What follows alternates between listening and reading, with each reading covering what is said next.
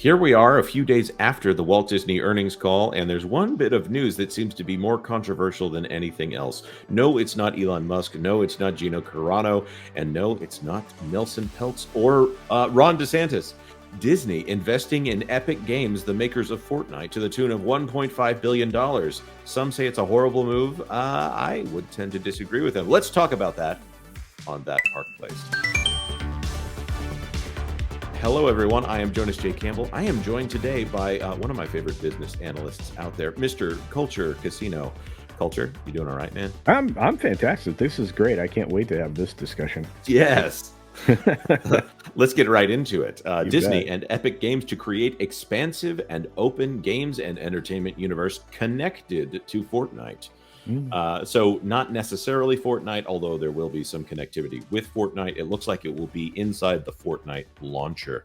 And we can talk about how that has worked with other titles that have recently come out. But open, persistent, and social universe will bring Disney stories and experiences to life, interoperating with Fortnite and its more than 100 million active players and creators. This is a word that is always very loaded when Disney starts dealing with creators. They don't tend to stick the landing there, but this is a little different. So we'll talk about that in a moment. Disney to invest 1.5 billion for an equity stake in Epic Games. The Walt Disney Company and Epic Games will collaborate on an all-new games and entertainment universe that will further expand the reach of beloved Disney stories and experiences. Disney will also invest 1.5 billion to acquire an equity stake in Epic Games alongside the multi-year project. The transaction is subject to customary closing conditions, so this hasn't happened yet. That's interesting, including regulatory approvals. In addition to being a world-class games experience and interoperating with Fortnite, the new persistent universe will offer a multitude of opportunities for consumers to play, watch, shop, and engage with content and list of content.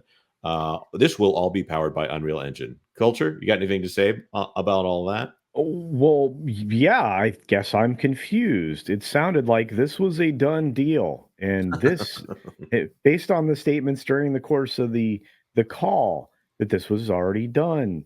And if that's the case, and this is more of a forward-looking statement, it didn't appear in the right place as far as the conversation goes. That's That's a very odd. That's very good. I would say that backing out of this would be disastrous at this point. So in that case, it is in some way a done deal, as in they just have to pay for it now, because if they back out, they've got a big problem on their hands. Ooh, Interoperating with Fortnite, again, looks like it'll be in the Fortnite launcher, right next to Fortnite Festival and say Lego Fortnite, which we'll talk right. about that more in a moment. The new persistent universe, meaning this is not a temporary game mode or an LTE. What is that called within Fortnite? And it looks like there's a lot of opportunity for digital games. I hate watching things in Fortnite when they show videos in Fortnite. It is Yeah. always the worst, but here we are. And that players and fans, gamers and fans, will be able to create their own stories and experiences. It looks like they'll put some of this into Fortnite's creative mode, and this will be all be powered by Unreal Engine. That's probably good, since that's Epic's bread and butter. There is Unreal Engine. They've used Unreal Engine, if I'm not mistaken, to make The Mandalorian and other shows that have been shot on the volume. Yeah, yeah, that's actually an integrated part, especially with a moving background that's tied to a camera. So yes, that's used regularly. Right, that parallax view, as it were. Yeah. Our new exciting relationship with Epic Games will bring together Disney's beloved brands and franchises. Blah blah blah blah blah blah blah blah blah blah. There was a bunch of stuff on the earnings call about how Bob Iger finally realized, there's a lot of people playing video games. That's the most, I silly. I that's the statement that is very very much drives me to question just how involved Iger's been in the operation of a lot of the companies that he was in control of, and perhaps not being informed that things like LucasArts and stuff that had existed were doing quite well before he got his hands on them. So Right. it's I would agree with that. uh, Yeah, LucasArts was awesome, and they still sell those LucasArts games, even though they don't make them anymore. uh, Now we're collaborating on something entirely new to build a persistent, open, and interop. Man, they're really emphasizing persistent and interoperable. That will bring together the Disney and Fortnite communities. This will enable us to bring together our incredible collection of stories. you would think that I'm reading the same part, but no, they just repeat it. Josh D'Amaro, chairman of Disney Experiences.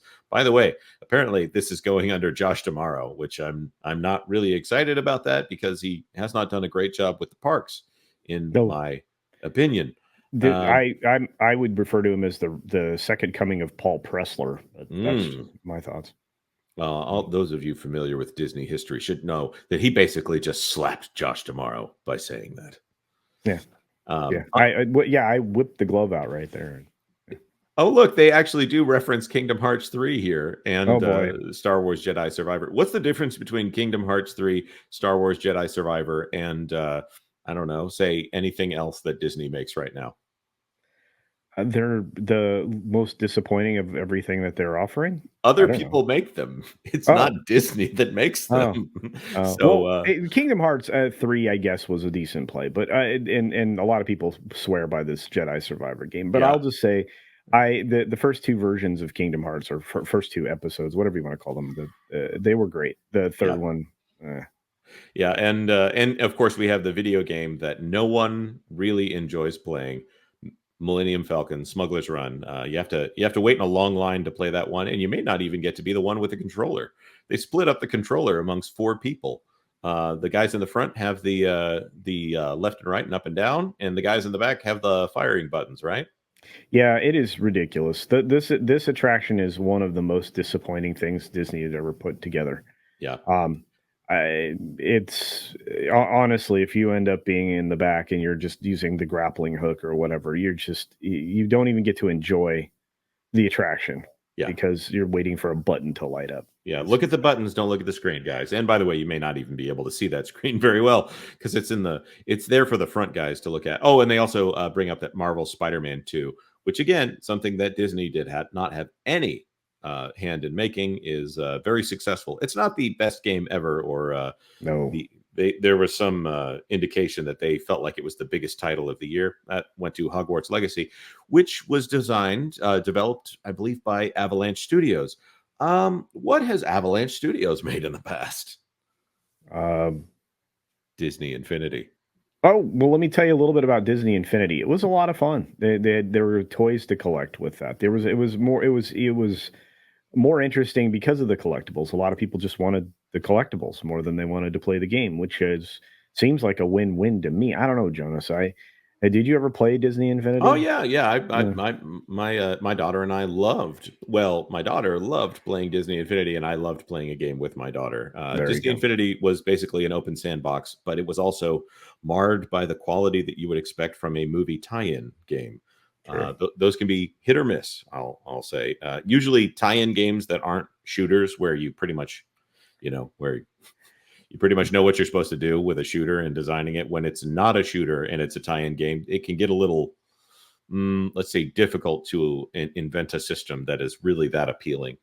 Iron Man, designed by Sega for the Wii and other games in that era. That was the last time I played a tie-in game that I thought, yeah, this is exactly what it needs to be. I'm trying to think of one that I thought was done well, and I'd have to go all the way back to GoldenEye.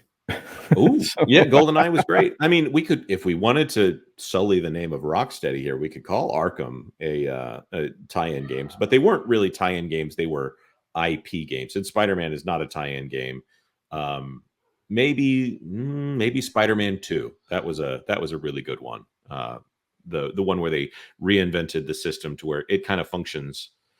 You actually have to web up to the buildings in that one. That was kind of yeah. the blueprint from a lot of that, which a lot of Spider-Man games have followed since then. That was a good one. Anyways, let's get back here to Fortnite and the fact that Disney just spent $1.5 billion, or has promised to spend $1.5 billion Yes. Yeah. Yeah. To be in accurate. buying Yeah. a stake in Epic Games. So there are two things that I think are going on here. First of all, we've heard a lot of people state that Fortnite is not popular. I would disagree with that. If you look at the statistics, let me see if I can find some of those statistics here. Right here, there are around 400 million registered Fortnite players. That's not daily active users. That is people who have got accounts, which means that more than the population of the United States. Fortnite generated $9 billion in its first 2 years since launch. Fortnite events increased monthly revenue by 23%. 85% of Fortnite players are aged 18 to 35. Biggest Fortnite event had over 15 million concurrent players. Over 13 million hours of Fortnite are streamed weekly on Twitch, which to me, that says that this is something that is in the zeitgeist in a way that that Disney is not. Well, I mean, if you go back and you look at something like Gigi, and you're trying to figure out what something's delivering. I mean, right now, theoretically, or according to the player charts that you can get to, I mean, there's about 2 million people playing the game right now. Yeah, that's one good thing about this is that they pretty much always release the statistics. You tend to do that when it's something that is uh, admirable. So Yeah, like I said, actually, technically, I guess it's sitting at 3.1 million players right now. yeah. If you look over here on the Fortnite.gg, Yeah, 2.5 million players in this moment on a Friday when we're recording this at noon during the workday.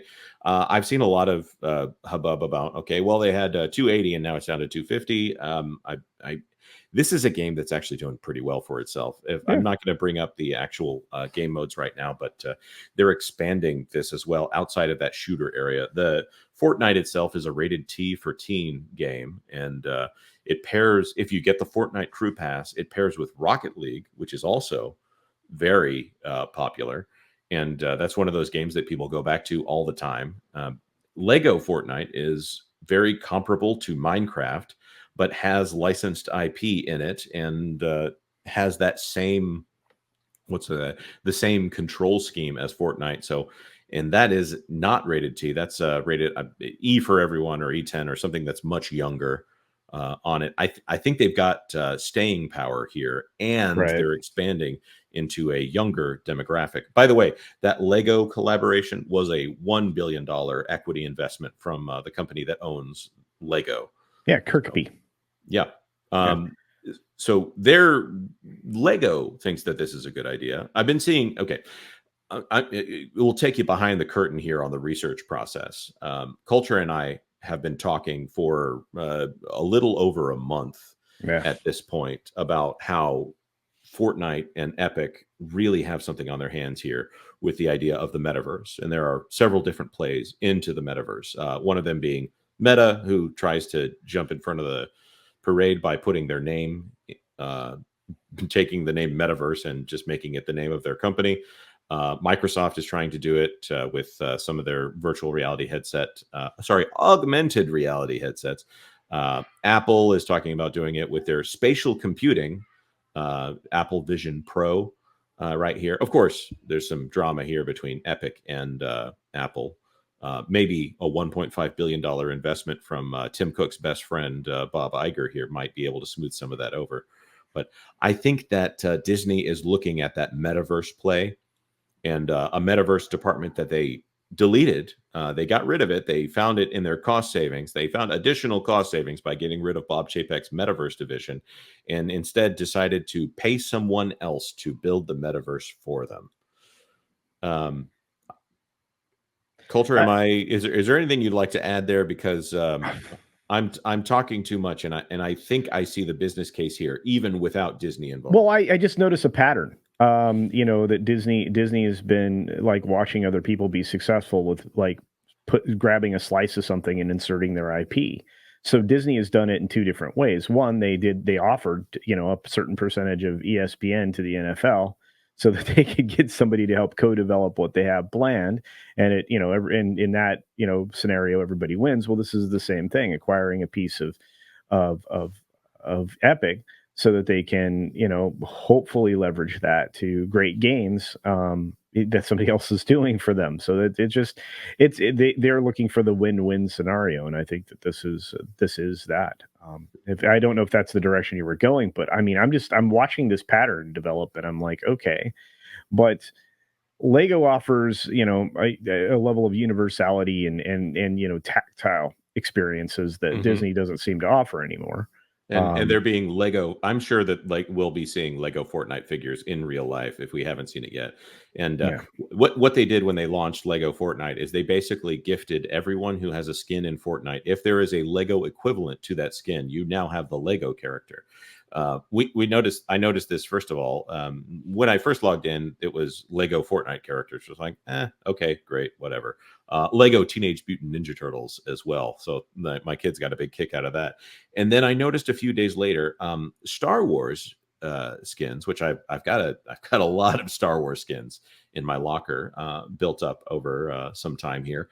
All of those were given their Lego equivalents as well, Oh, which wow. says to me that last time I checked, Star Wars and Marvel, there's a lot of Marvel skins in there, definitely controlled by Disney. Mhm. So definitely noticeable to me that all of these Disney skins are playing well through Epic with Lego.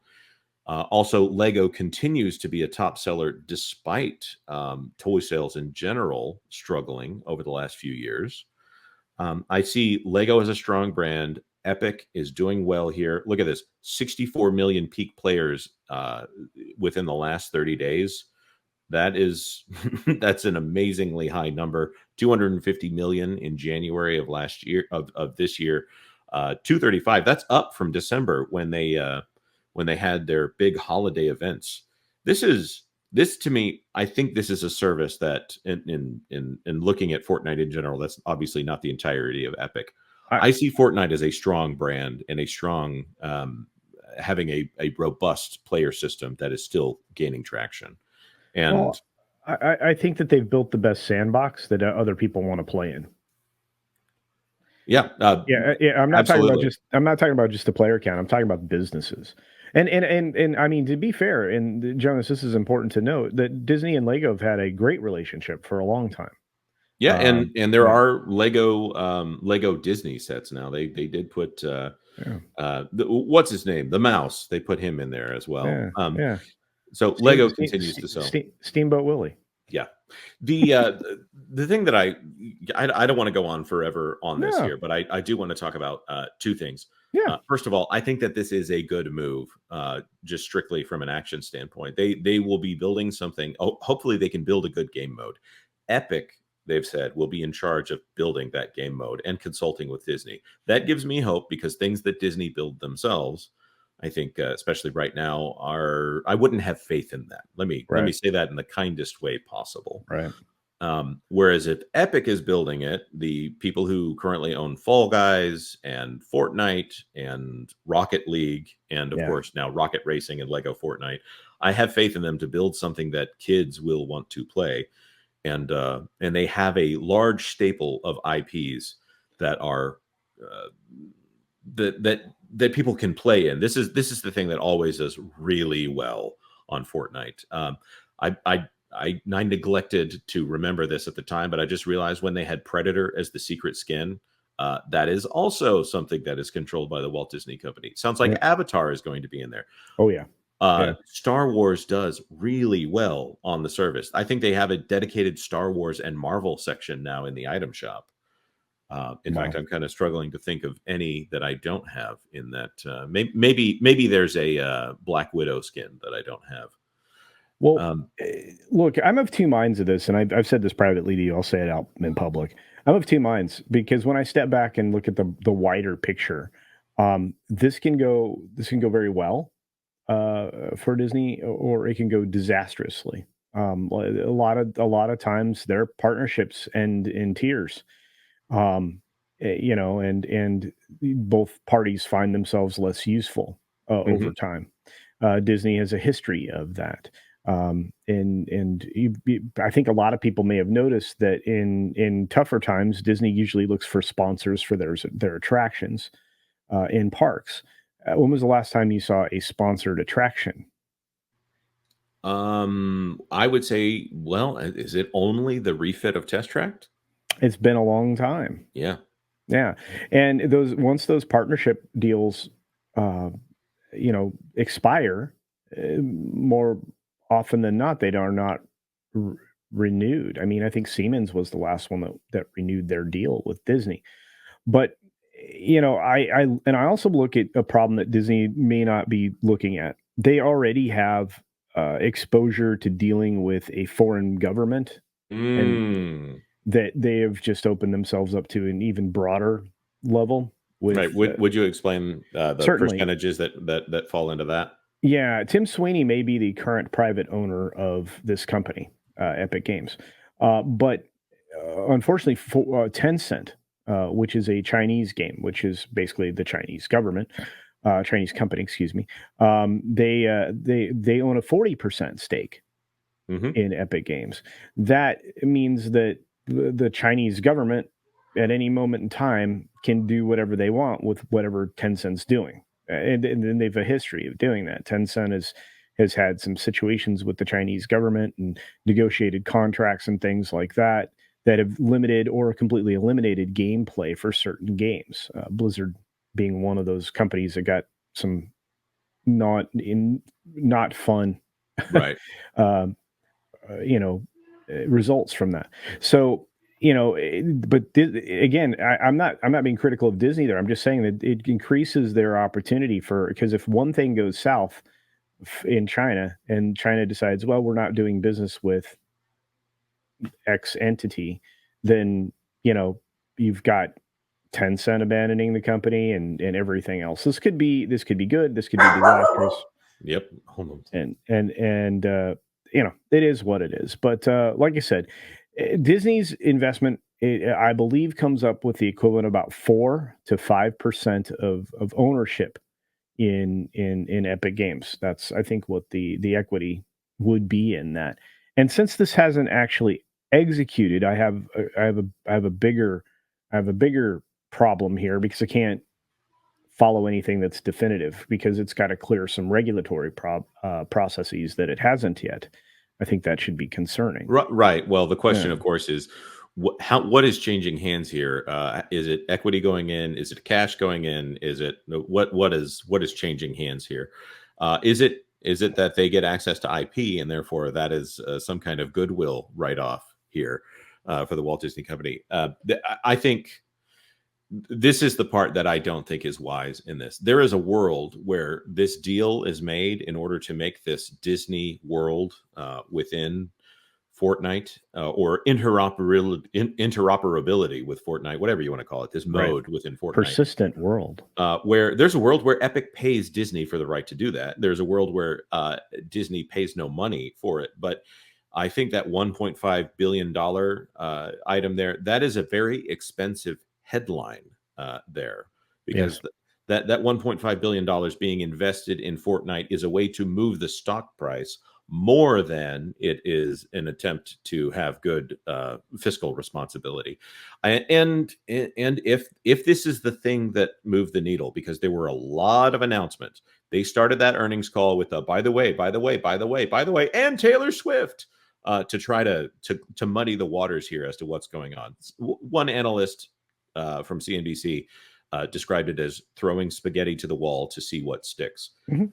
The stock price did move Yeah. enough that the market capitalization went up by more than 1.5 billion. So this announcement in some way could have paid for itself.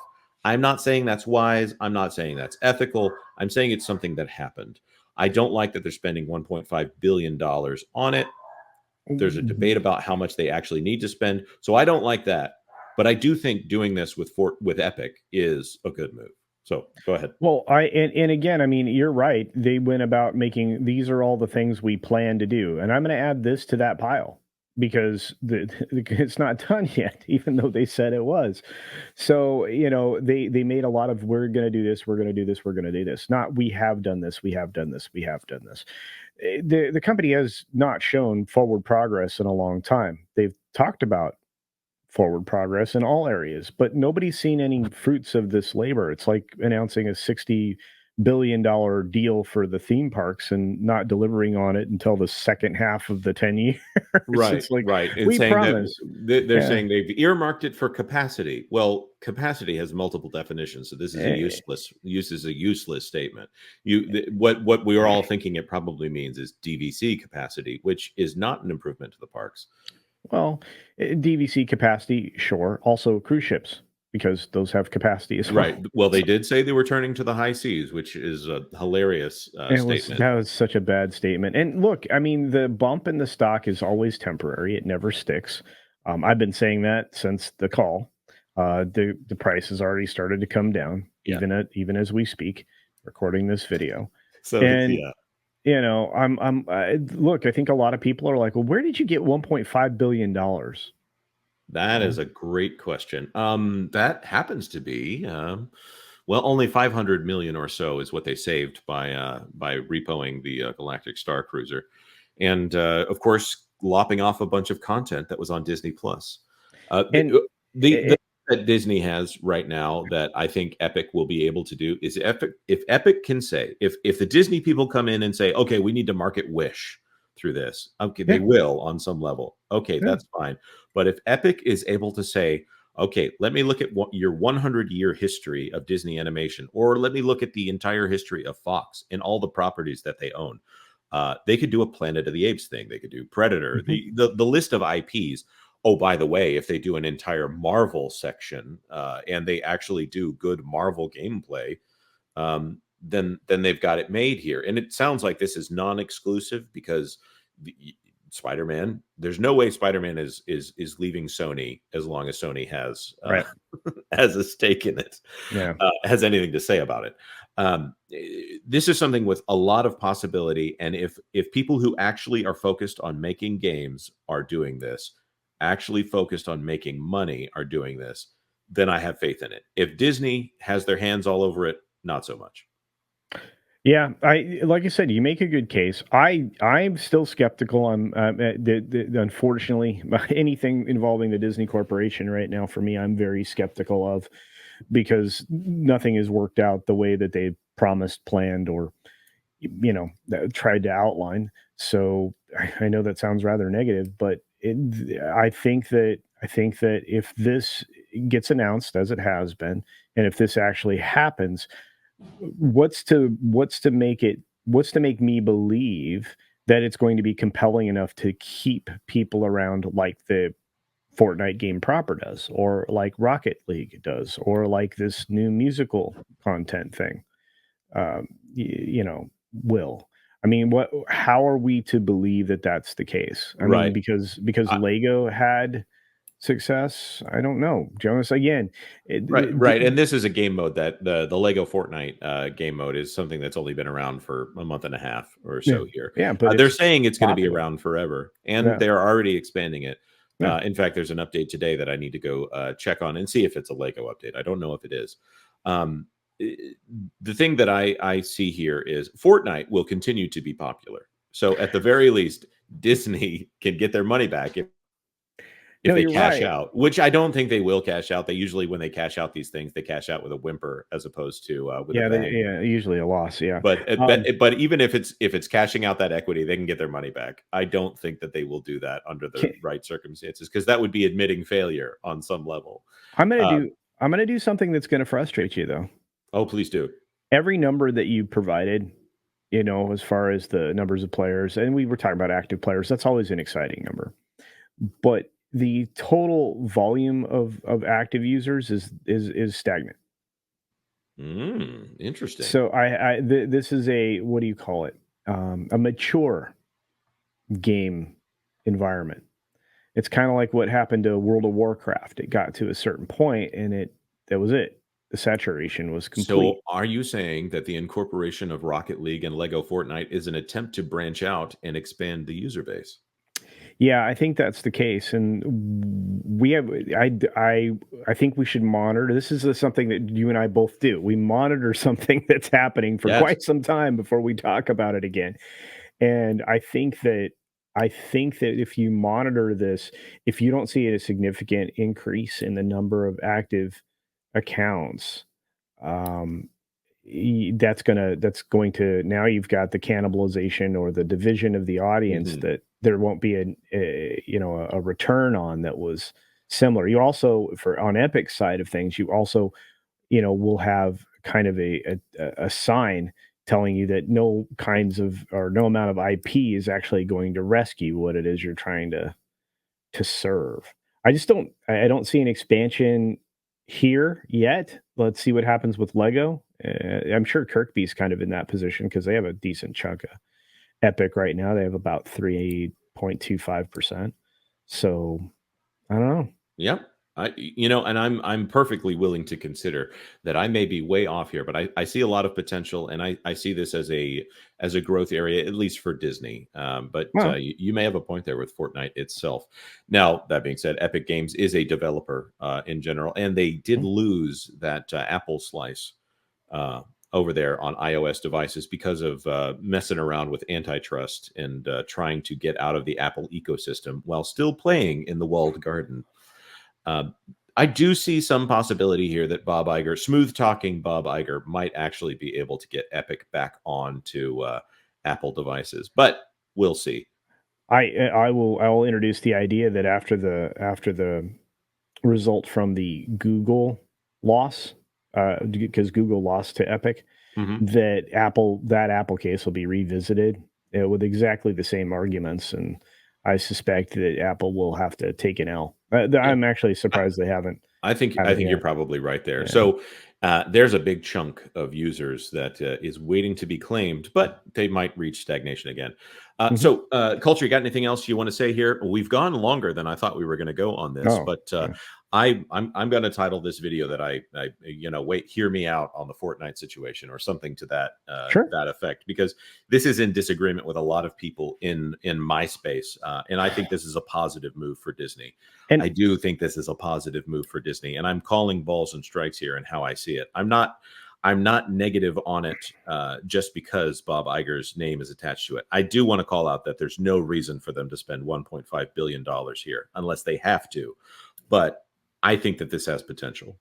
and yet I disagree. I'm skeptical. I'm not going to say that it's not a good move. I'm going to say that this is going to have to be a wait and see for a result, because I'm not sold on the idea for several reasons that I stated.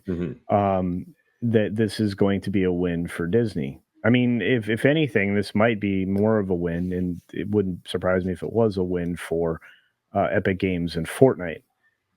As you pointed out and reiterated, you have tons of these Star Wars skins and other types of skins that are in your locker. Well, those came along with a price to pay.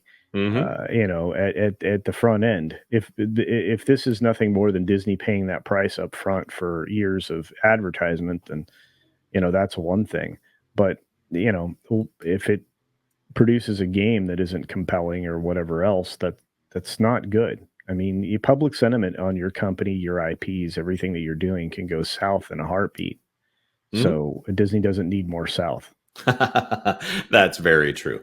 Of course, if you want to hear about things going south for Disney, maybe go check out the video that we had this morning on Moana 2 and the situation that's brewing there between the Burbank Animation Studio and the Vancouver Animation Studio. These are people that don't need to be at odds with each other, but Disney might have put the Burbank studio in a bad situation, and they might be viewing their Canadian counterparts as the enemy now. So remains to be seen. I'm not trying to brew a fight there, but Disney is looking to cut costs, and one way to do that is outsourcing everything out of the United States, where it's cheaper to make stuff. All right. Thank you so much for listening this far. If you got comments, because I'm sure that you guys have things to say when both of us have been kind of disagreeing with each other while going through this information here. It's a cordial disagreement, though. Like this video if you like this video. Leave us a comment. Share it out if you know someone who is also on the fence on this issue. And consider subscribing to That Park Place for all the news that should be fun. Thanks for watching That Park Place News. For more information, consider checking out www.thatparkplace.com. And don't forget to subscribe, share, like, and send this out on your favorite social media accounts.